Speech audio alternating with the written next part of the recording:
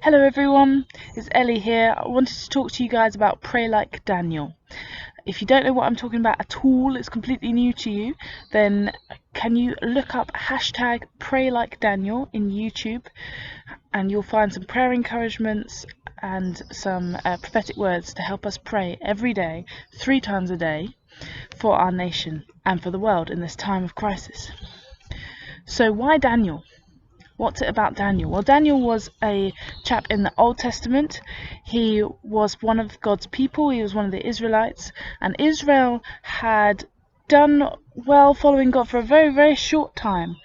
And then they had started to follow other gods and gone their own way, choosing to do their own thing. And God had, in his wisdom, allowed them to be taken into exile by the king of Babylon, because he knew that actually it wasn't comfort that they needed most, it was him. And that's true of all of us. We need God more than anything else. And Daniel went into exile with the Israelites, and he served King Nebuchadnezzar, who was a king who thought he was the greatest thing ever.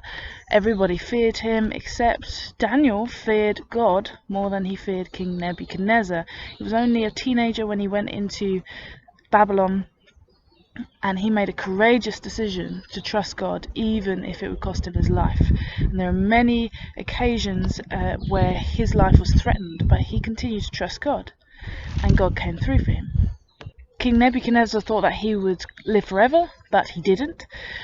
God took away his throne eventually. He did die, and then the next person to come in his place was a guy called Belshazzar, who also thought that he was the greatest, most mighty king and would live forever.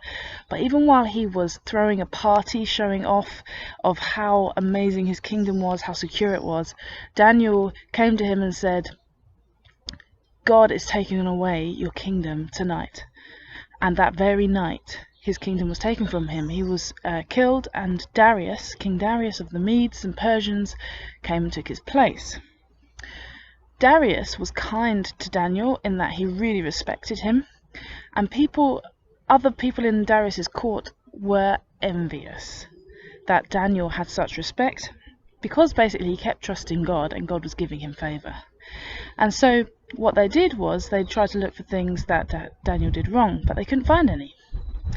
So instead they looked at his prayer life and thought, well, he's never going to stop praying to Yahweh, so let's attack that. So they managed to get Darius to make a decree that everybody everywhere had to pray to King Darius. And if you think about it, it probably made sense to him, because, well, if you needed saving, who had the power to save? King Darius.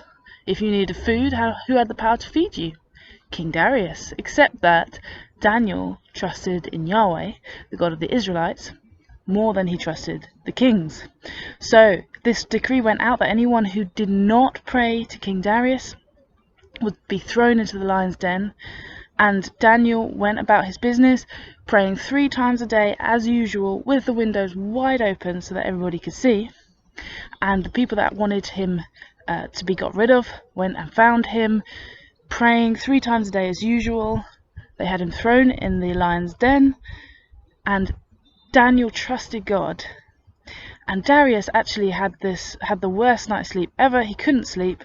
He realized what he had done was wrong, and he went back and said, Daniel, has your God saved you?